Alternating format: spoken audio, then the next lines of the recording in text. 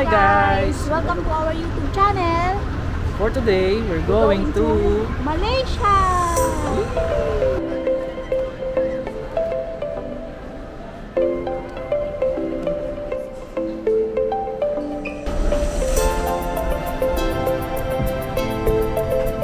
Hi guys! So, dito sa video na to, i-share namin sa inyo yung mga documents na prepare namin since first time namin magta-travel abroad.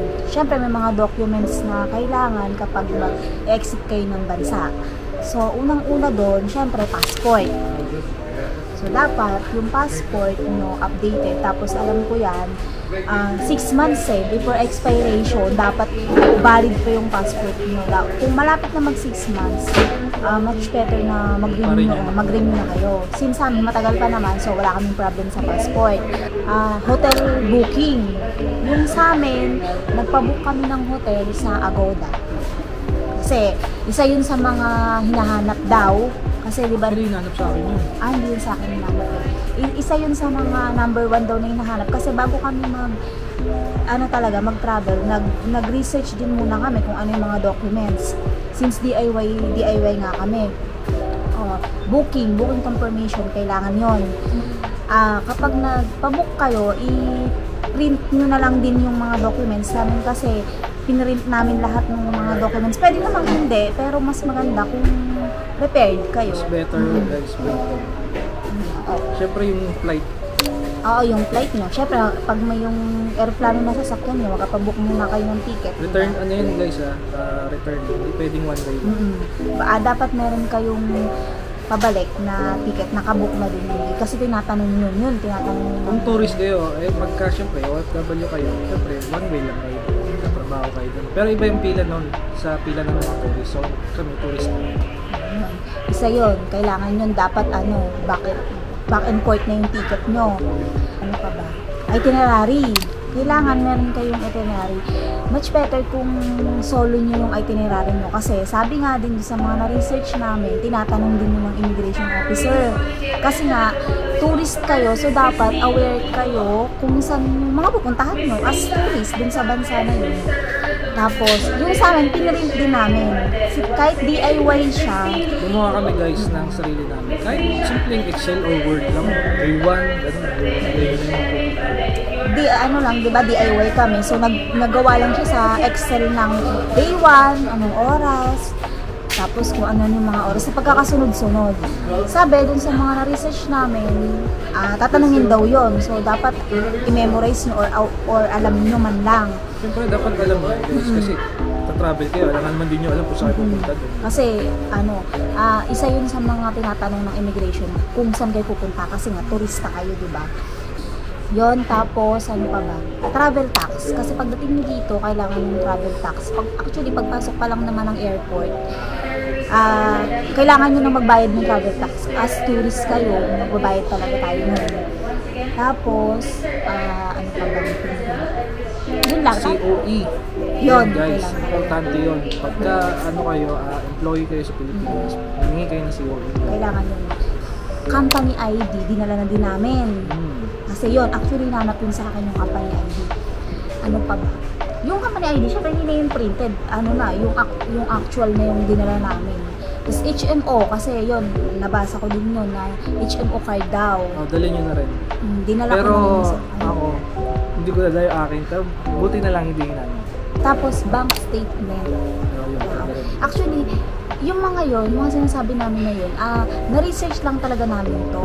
Kasi nga, wala naman kaming idea. So, kailangan, naghanap-hanap din kami ng kung ano yung mga kailangan. Para mas sigurado, lahat ng mga na-research namin, pinrovide talaga namin siya. Tapos yun, yung bank statement, marami nagsasabi, at saka bank, statement of account ng bangko, sabi, hindi na daw yun hinahanap. Pero meron din mga nagsasabi na hinahanap daw. So, nag-prepare na rin kami. Kumuha kami ng bank statement. Yun ay para sa mapatunayan mo na kaya mong maging tourist din sa bansa na yun. May kakayahan kang mag-travel. Kasi kung may mapapakita ka sa kanila na meron kang sapat na pera na gagastusin doon, okay yon kasi nga turista ka, so hindi gagastos ka kasi dun eh. So kailangan mo ng pocket money man lang. Wala namang specific kung magkano eh. Pero At may least sa Malaysia ha, syempre sa ibang bansa, hindi natin alam kung sa mga ibang bansa meron daw eh, hindi namin sure. Pero dito, wala namang specific kung magkano yung amount na dapat. Pero yun nga ay ano lang namin, supporting documents lang namin talaga yun. Tapos yun, COE, kailangan yun kasi nga employee ka para patunayan na babalik ka talaga dito sa Pilipinas kasi meron kang trabahong babalikan. Since meron naman kaming work, nag-provide kami no. Yun. Yung mga yon, itong mga sinasabi namin sa inyo, hindi siya guarantee na hahanapin ng immigration officer. Ano nyo lang siya, ano nyo lang, support nyo lang kung sakasakaling hanapin. hindi mo kasi alam kung ano yung hanapin sa'yo ng IO. So, much better na prepare kayo. So, yun yung mga documents na prepare nyo. Yung sa amin talaga, naka-envelope talaga yung mga documents namin. Organization. Naka-ano talaga. Tapos, yung itinerary namin, hindi naman namin siya minemorize, pero at least aware ka, binasa mo, para in case na tanongin ka, may masasagot ka kung ano yung mga activities na gagawin mo doon. Ano bang tinanong sa'yo?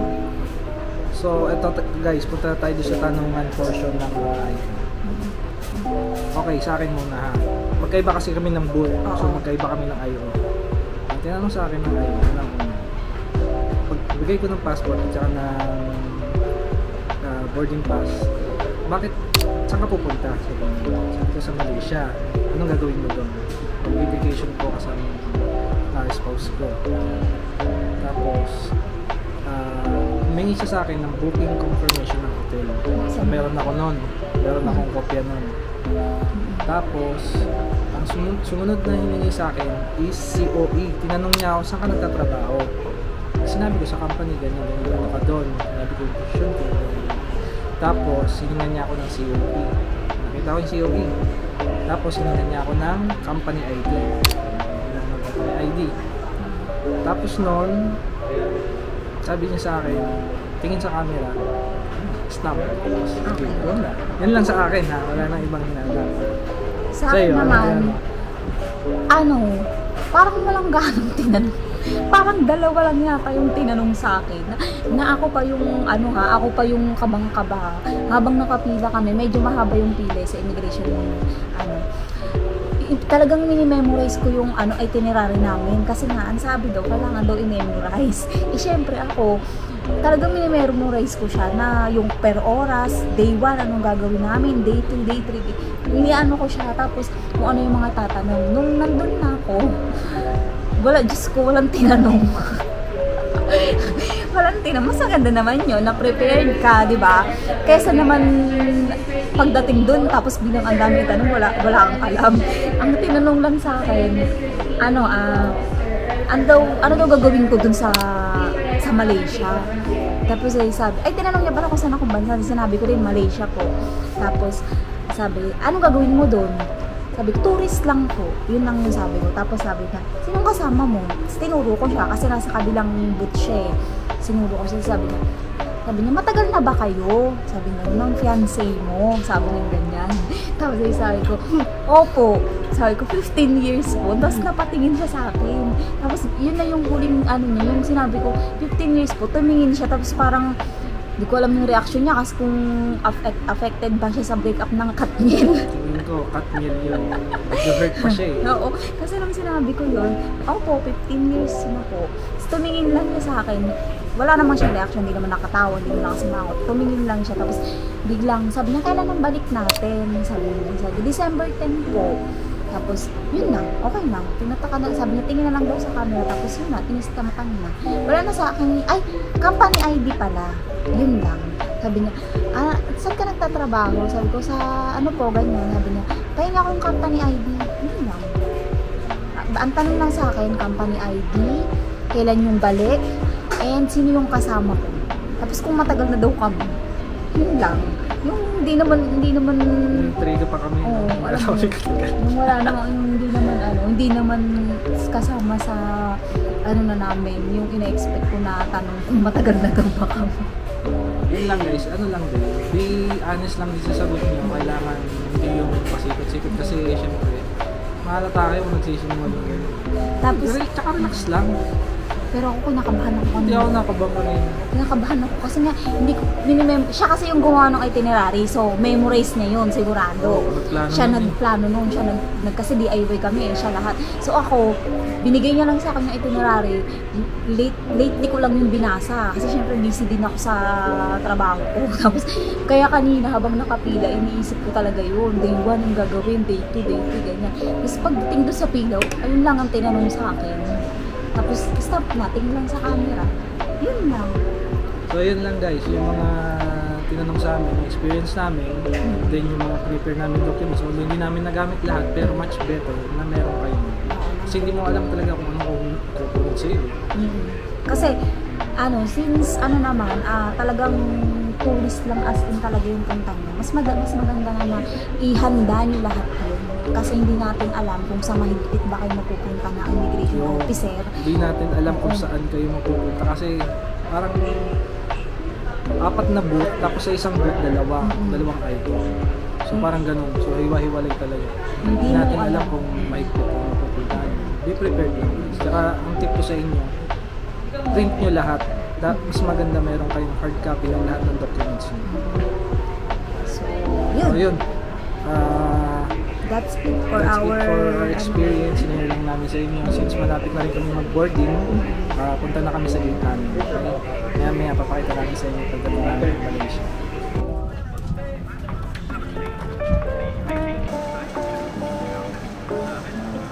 Yan guys, so we're officially here in Malaysia. Yan.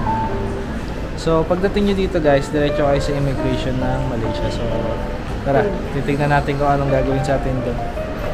Dito yun. So tara, kumain. Yan guys, tapos na kami sa immigration. Ang tinanong lang naman sa akin is kung gaano ako tagal mag-i-stay at sino yung kasama ko. Tinanong kita yung makita. So yun lang yung tinanong sa akin. Tapos yung nga pala guys, meron silang bagong protocol dito sa mga travelers na kailangan yung mag-apply ng Malaysian arrival card. May online mo.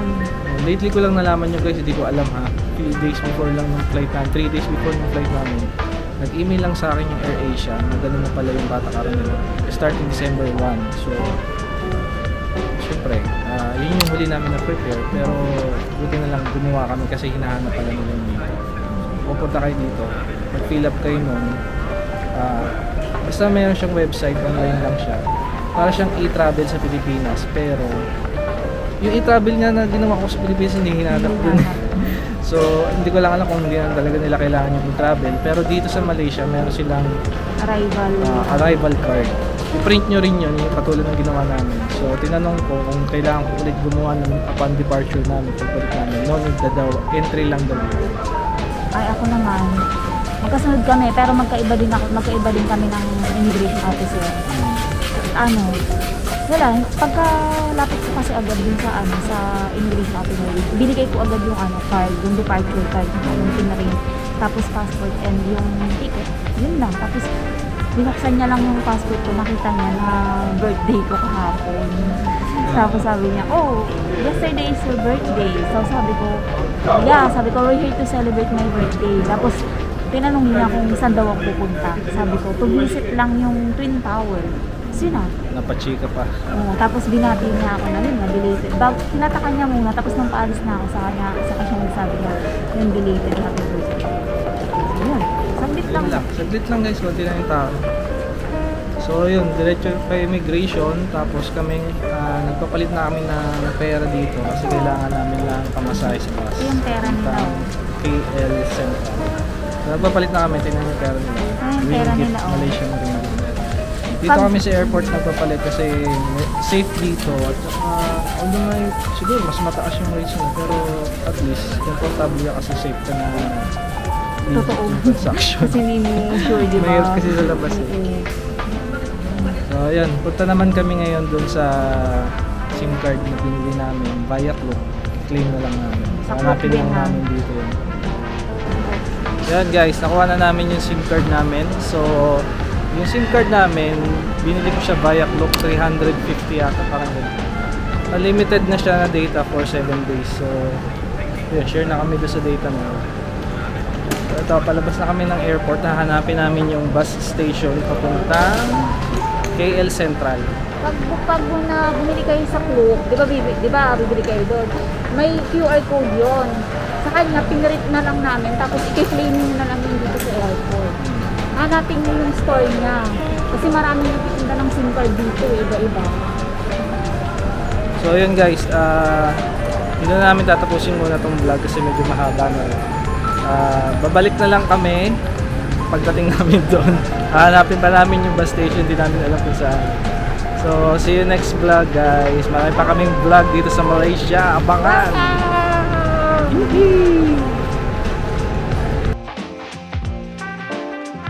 Mag-room tour naman tayo. So dito nga kami naka-check-in sa Accent Hotel sa Kuala Lumpur, Bukit Bintang, Malaysia. Okay guys, nandito na tayo sa pool. Merdeka 118 KL Tower.